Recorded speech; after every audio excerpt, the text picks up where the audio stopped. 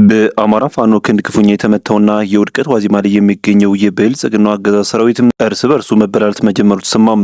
ዛሬ አጥቢያ ሌሊቱን በኮን ከተማ በአድማ ብተናና በመከላከያ ሰራዊት መካከል በተቀሰቀሰ ከባድ የእርስ በርስ ተኩስ ከተማዋ ስትናጥ ያደረች ሲሆን በጋሸና ከተማ ደግሞ ወደ ፋኖ ልትቀላቀሉ ትችላላችሁ በሚል ሰበብ ሁለት የአማራ ተወላጅ ወታደሮች በገዛ አዛዦቻቸው አረመናዊ ድርጊት ተፈጽሞባቸዋልም የተባለው በዝርዝር እንመለከተዋለን። ከደሴ ከተማ በቅርብ ርቀት ጉጉፍቱ አካባቢ በሚገኝ ወታደራዊ ካምፕ ውስጥ ጥቂት የፋኖ አባላት በፈጸሙት የሰርጂካል ኦፕሬሽን 26 ያገዙ ወታደሮችን በመደምሰስ 4 ክላሽንኮቭ መሳሪያ ማርከው መውጣታቸው ታውቋል። ጉጉፍቱ ዙሪያ የሚገኘው ወታደራዊ ካምፕ ከደሴ ከተማ በቅርብ ርቀት የሚገኝና ደሴ የሚገኘውን የብልጽግና ካድሬ ለመጠበቅ ታልሞ የተሰራ ካምፕ በመሆኑም በዚህ ካምፕ ላይ ድንገተኛ ጥቃት በመፈጸሙ ምክንያት ደሴ የሚገኙ ካድሬዎች ከባድ ጭንቀት ውስጥ መሆናቸውም ሲነገርም የፋኖ ኃይሎች ዛሬ ረፋዱን በአራት አቅጣጫ ወደ ከተማዋ እየተመሙ እንደሚገኙም ታውቋል። መረጃውን በዝርዝር አሰናድተነዋል። በስፋት ሰሙታላችሁ። ይህ አፋብን ወሎ ቤት አማራ ምልክት 303ኛ ኮር 19ኛ ክፍለ ጦር በምትንቀሳቀስበት ብርኮ 07 ቀበሌ ነፃ ነው በሚል የተወዛገበ መረጃም ከራሱ ያገዙ ሚሊሻዎች የደረሰው የብልጽግና ሰራዊት መነሻውን ከይና ቡግና ወረዳ የሐሰት ምርጫ ካር ለመስጠትና የተለመደውን የውሸት ፕሮፓጋንዳ ለህዝብ ለመንዛት የሰጠውን ተልዕኮም በአማራ የቁርጥ ቀን ልጆች በከበረ መስዋዕትነትና ጥበብ ከሽፏል ተብሏል። በዚህ ወደ ውጊያ ከ17 በላይ የጠላት ኃይል ተደምሷልም የተባለው መረጃውን በዝርዝር አሰናድተነዋል። ሰላም ጤና ይስጥልን። የተከበራችሁና የተወደዳችሁ ቤተሰቦች እንደምን ቆያችሁ? እነሆ ለሰዓቱ እጅግ መደመጥ ያለባቸውን አስቸኳይ መረጃዎች ይዘን ቀርበናል። በቆይታችንም ቀደም ሲል በአርዕስቱ ያስደመጥናችሁን ዜናዎች እንዲሁም ሌሎች መረጃዎችን በዝርዝር ወደ እናንተ እናደርሳለን። እናንተም ለቻናሉ አዲስ ከሆናችሁ ሰብስክራይብ እንዲሁም ቪዲዮ ላይክ እና ሼር እንድታደርጉ በትህትና እየጠየቅን በቀጥታ ወደ ዝርዝር መረጃዎች አለፍን። በድጋሚ አብራችሁን ቆዩም። ከደሴ ከተማ በቅርብ ርቀት ጉጉፍቱ ላይ በሚገኝ ወታደራዊ ካምፕ ውስጥ ጥቂት የፋኖ አባላት በፈጸሙት የሰርጂካል ኦፕሬሽን 26 ያገዙ ወታደሮችን በመደምሰስ 4 ክላሽንኮቭ ማርከው መውጣታቸው ተነግሯል። የሚልክ አርበኞች በደቡብ ወሎ ዞን ከደሴ ከተማ በቅርብ ርቀት በኩታበር ወረዳ ስር በሚገኘው ስትራቴጂካዊ ቦታ እንደሆነ በሚነገርለት የጉጉፍቱ ተራራ ስፍራ አካባቢ በሚገኝ ያገዙ ወታደራዊ ካምፕ ውስጥ ሰርገው በመግባት ከባድ እርምጃ ወስደዋል። ይህ አካባቢ ከደሴ ከተማ በስተ ሰሜን ምዕራብ አቅጣጫ በግምት ከ15 ኪሎ ሜትር ርቀት ገደማ ላይ የሚገኝ ሲሆን በከፍተኛ ቦታ ላይ በመሆኑ ለደሴ ከተማም ሆነ ለአካባቢው ስትራቴጂካዊ የደህንነት መጠበቂያ ተደርጎም የሚቆጠርም አካባቢ ነው።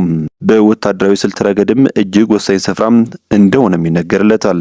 በአማራ ፋኖ ብሔራዊ ንቅናቄ ምልክት 104ኛ ኮር 25ኛ ክፍለ ጦር ከሁለተኛ ሬጅመንት የተውጣጡ አርበኞች ግንቦት 1 ቀን 2018 ዓ.ም ለግንቦት 2 አጥቢያ ሌሊቱን በጉጉፍቱ አካባቢ ላይ በነበረ የጠላት ምሽግ ሰርገው መግባት ጠላትን ድንብርብሩን ያወጣና ያፍረከረከ ጥብቅ እርምጃ ወስደው በድል ታጅበው ወደ እናት ክፍለ ጦራቸውም ተመልሰዋል ሲሉ ምንጮች ገልጸዋል።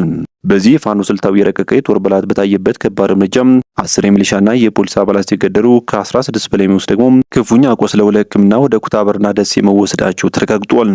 በሌላ በኩል በኮን ከተማ ያገዙ ወታደሮች እርስ በርሳቸው ሲዋጉ፣ በጋሸና ከተማ ደግሞ ያገዙ ወታደራዊ አዛዦች በሁለት የሰራዊቱ አባላት ላይ አረመናዊ ግድያ መፈጸማቸው ተነግሯል። የኮን ከተማው የእርስ በርስ ፍልሚያና በጋሸና ከተማ የተፈጸመው አረመናዊ ግድያ የብልጽግና ሰራዊት በጥልቅ መፈረካከስ ውስጥ መግባቱን በገድ ያሳይ ነው ተብሎለታል። በአማራ ፋኖ ክንድ ክፉኛ የተመታውና በቁም ቅይት ውስጥ የገባው ያገዙ ሰራዊት እርስ በርሱ መበላላትም ጀምሯል። በኮን ከተማ ትናንት ለዛሬ አጥቢያ ሌሊት በአድማ ብተናና መከላከያ ሰራዊት መካከል በተቀሰቀሰም ከባድ የተኩስ ልውውጥ ከተማዋ ስትናጥ ያደረች ሲሆን በጋሸና ከተማ ደግሞ ፋኖ ልትቀላቀሉ ነው በሚል ሰበብ ሁለት የአማራ ተወላጅ ወታደሮች በገዛ ጀነራሎቻቸው እጅግ አሰቃቂ በሆነ ሁኔታ እንዲገደሉ ተደርገዋል። የብልጽግና የጥፋት መዋቅር ከውስጥ እየፈረሰ አማራጭ እያጣና ወታደሩም ወደ ፋኖ እየተቀላቀለም ቀጥሏል። የፋኖ እንቅስቃሴ ያስበረገገው የአብይ አህመድ ስርዓት የአድማ ብተና ሰራዊቱን አስገዶም ወደ መከላከያ ሰራዊት ለመቀላቀል ባደረገው ሙከራ ሳቢያ በኮን ከተማም ከባድ አመፅ መቀስቀሱ ተሰምቷል። በአድማ ብተና አባላቱና በመከላከያ ሰራዊት አባላቱ የተነሳው ግጭት ወደ ተኩስ አምርቶም ሌሊቱን በከባድ ሁኔታ ሲመታቱ አድረዋል። ይህ በእንዲህ እንዳለም የብልጽግናው አገዛዝ በሰሜን ወሎ ዞን አይና ቡግና ወረዳ ብርኮ 07 ቀበሌና ብርኳኳ 011 ቀበሌ ንጹሃንን ግለሰቦች ኢላማ ያደረገ የሰብአዊ ጥቃት መፈጸሙ ተሰምቷል።